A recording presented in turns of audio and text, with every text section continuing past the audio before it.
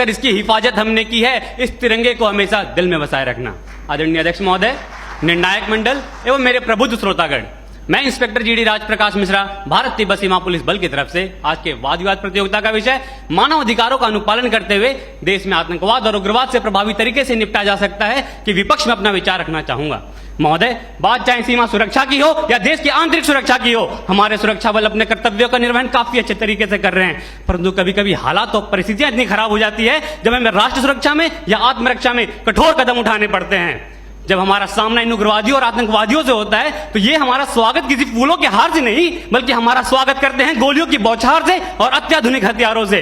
और उस समय जब गोली कान के 2 इंच दूरी से गुजरती है तो वो जिंदगी और मौत के बीच एक फासला पैदा करती है। और इन परिस्थितियों में भी एक सिपाही के पास 1 सेकंड से भी कम का समय होता है ये फैसला लेने के लिए कि वो क्या करे और क्या ना करे। जबकि आज हमारे देश में एक न्यायपालिका को भी एक फैसला लेने में कई दशक लग जाते हैं। आशा नहीं होता फौजी कहलाना, आशा नहीं होता फौजी कहलाना, जज्बातों को पिघलाकर रगों में लोहा भरना पड़ता है।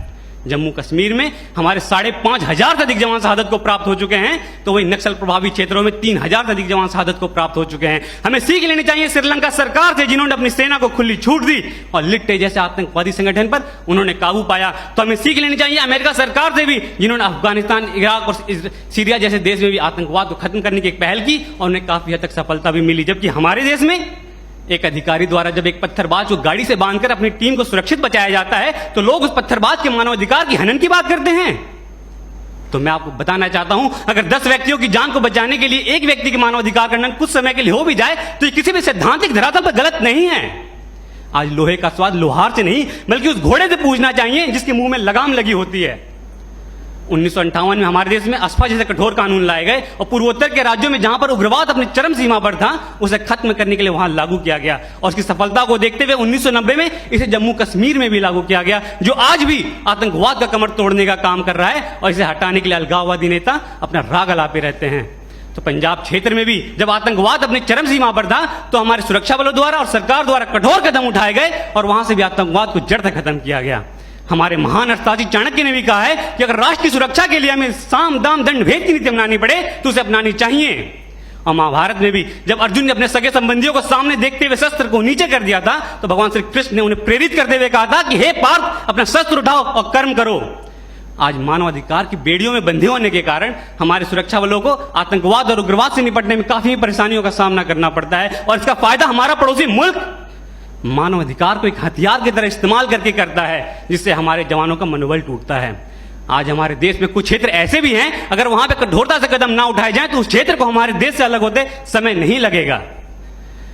आज हमारे देश में निष्कर्ष रूप में यह कहना चाहूंगा कि हमें मानव मूल्य, हमारे सुरक्षा बल मानव मूल्यों को ध्यान में रखते हुए अपने कर्तव्य का निर्वहन काफी अच्छे तरीके से कर रहे हैं, परंतु कभी कभी हालात और परिस्थितियां इतनी खराब होती है कि हमें कठोरता से काम करने पड़ते हैं। जबकि हमारे मानव मूल्यों को ध्यान में रखते हुए हमारे सुरक्षा बल हमारे देश में समय समय पर आने वाले प्राकृतिक आपदा के समय काफी अच्छा काम करते हैं और सीमावर्ती इलाकों में भी सिविक एक्शन प्रोग्राम और बॉर्डर एरिया डेवलपमेंट जैसे प्रोग्राम चलाकर लोगों के मानव मूल्यों को बढ़ाते हैं।